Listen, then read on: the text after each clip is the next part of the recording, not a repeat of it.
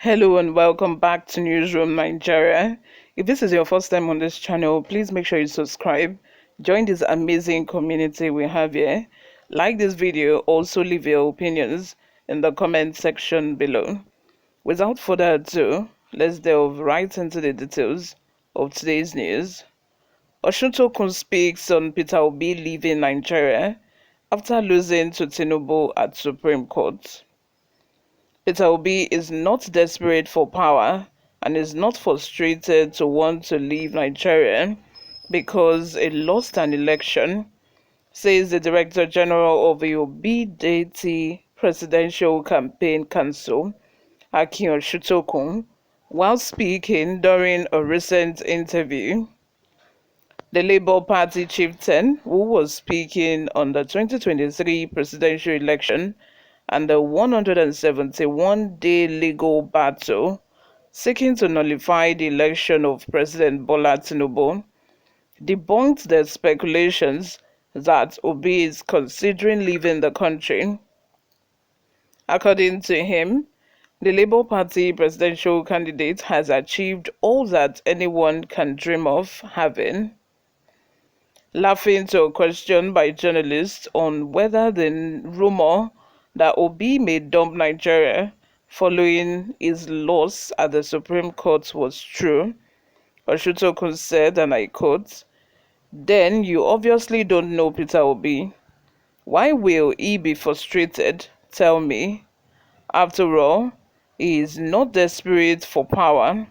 He has virtually everything anybody can wish for in life. The status he has achieved is a big bonus in his life. Personally, as a person, he has grown a lot in stature for the majority of Nigerians to look to as a role model. That to me is a big deal. Why should any of that get him frustrated enough to want to make him turn his back on his country? Not at all. What Obi has achieved, even in the little time he spent with the party, is still there. How can he then abandon all he has done because he didn't get a judgment from the Supreme Court? Obi has no reason to be frustrated. He is not one who sees the aspiration to become the president of Nigeria as a personal acquisition. It is not a personal loss for him. It is a loss for the country. God has raised him far beyond what he has before. There's no logical basis to expect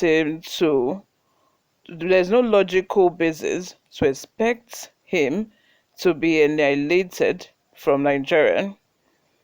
On how the Labour Party plans to rebuild the party following the event of the general 2023 elections, Osuntokun said, "Well, we have just completed the court case and have not really sat to brainstorm on the next step.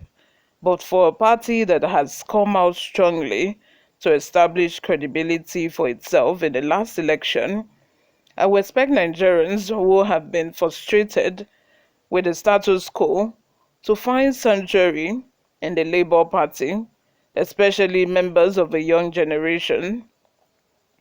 I don't see what the youth will be looking for in the APC, which represents all that people cannot wish for in this country.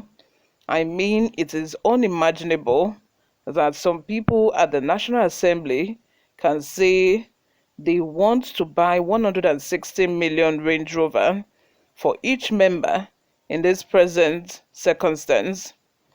At a time like this, when desperate measures are needed to tackle our challenges, we are hearing some people using the same loan borrowed to buy SUVs, and the excuse was that the ministers have three or more.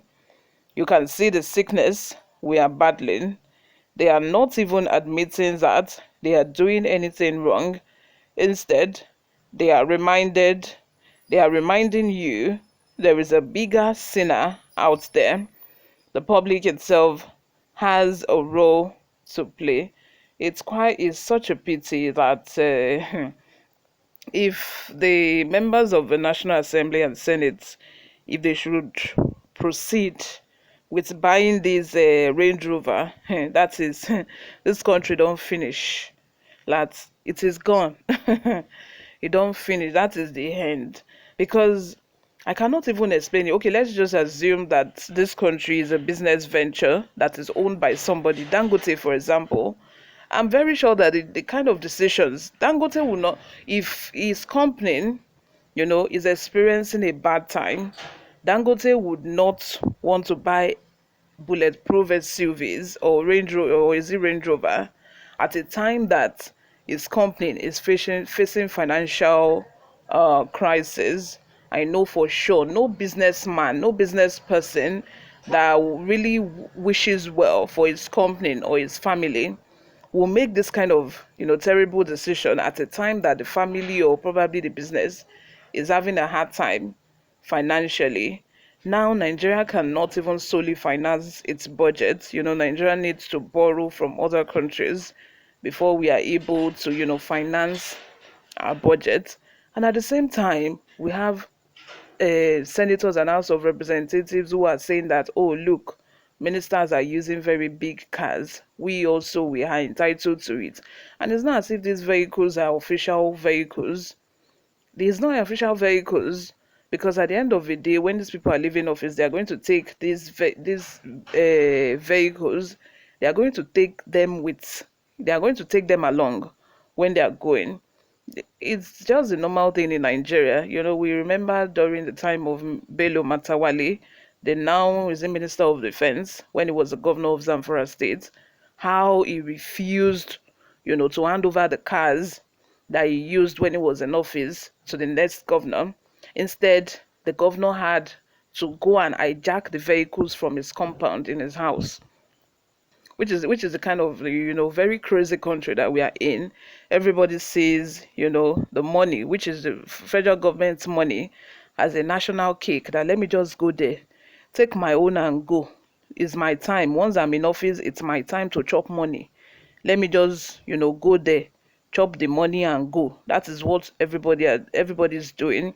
Nobody's after the future of a country. Nobody is thinking, oh, if we do this, how is it going to reflect on us in the next 10 or 20 years, or how is it going to reflect on the next generation? How is this very sustainable for us to do right now? Nobody's thinking about all of that. All they are thinking of is to enrich their pockets. Having said all of that, I just hope that Peter Obi would be able to stay. Osuntokun has debunked the rumor.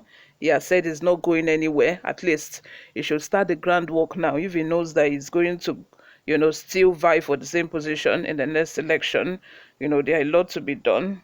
You all, let me have your thoughts and opinions in the comment section. Thank you very much for always listening and watching.